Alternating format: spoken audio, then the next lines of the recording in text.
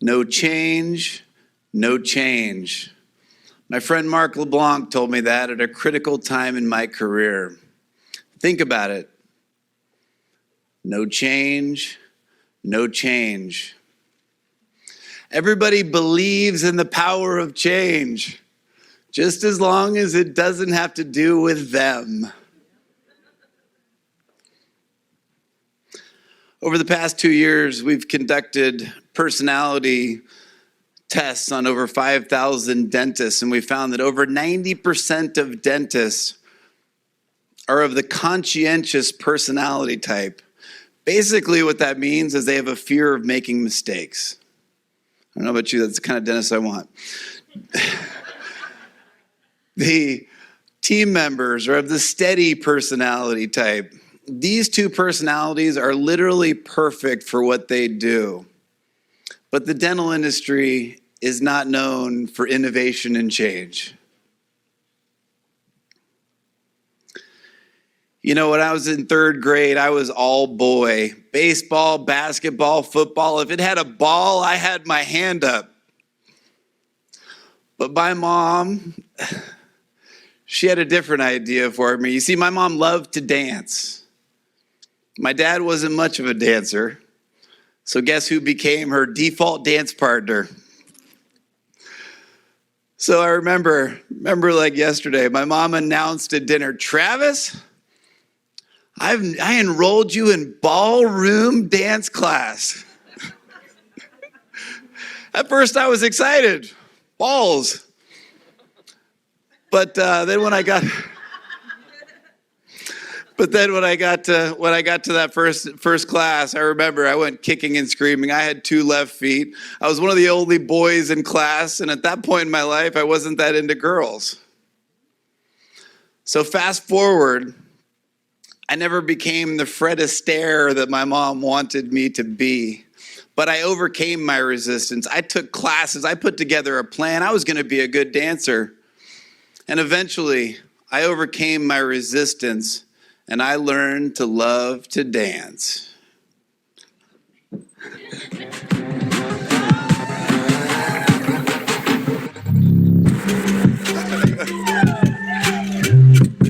I overcame my resistance, and I learned to love to dance. You know, we see a lot of resistance in dental practices every day. A team member will bring an idea to the practice, and they'll get immediately shot down. Or a dentist will come to a conference, get excited about some new technology that they like, then come Monday without getting input from this new technology or this new device that he's rolling out. Deflated.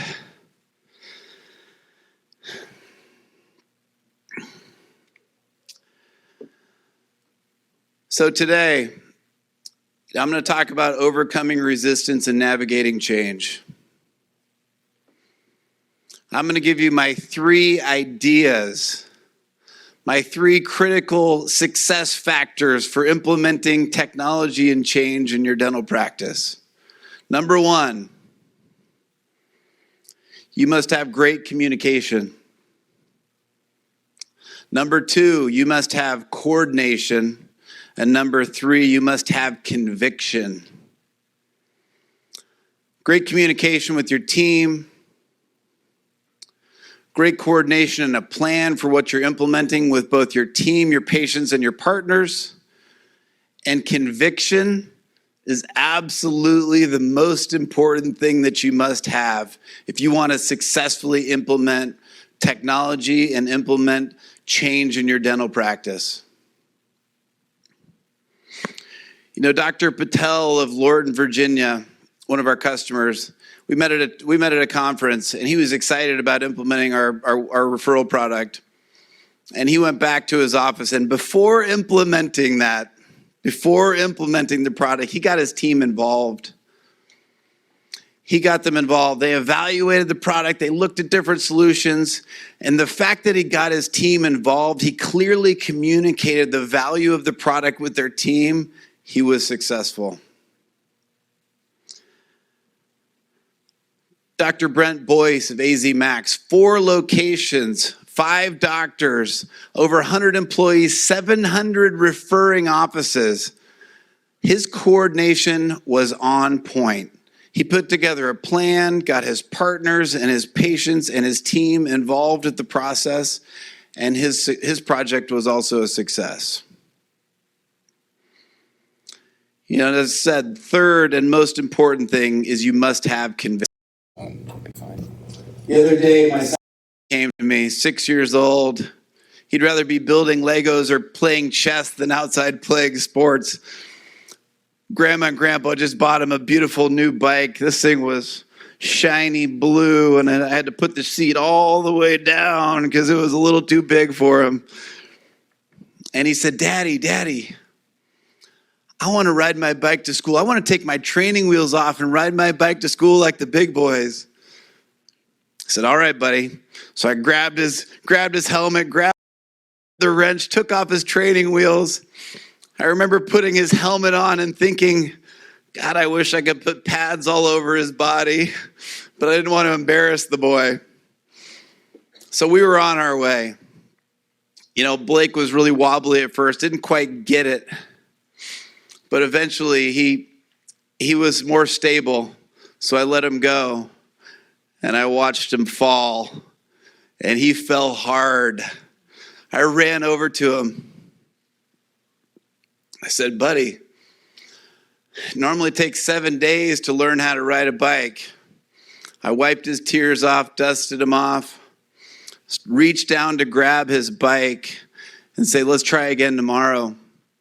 He grabs my hand, looks me in the eyes and says, no, Daddy, I'm going to do this. He had conviction.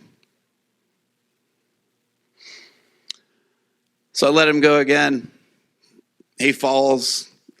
This time, he jumps up faster, quicker. He's more stable. Does that a couple more times, and eventually he rides his bike around the block. He had conviction. He really wanted it.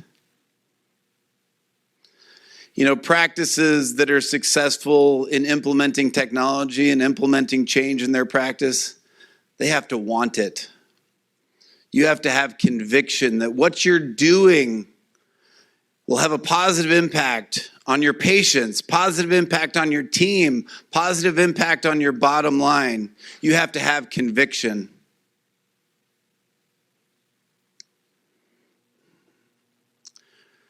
So if you want to make a positive change in your practice, you want to make a positive change in your life, have great communication, have great coordination, and above all, have conviction. Have conviction that what you're doing will help your practice to be successful. Thank you.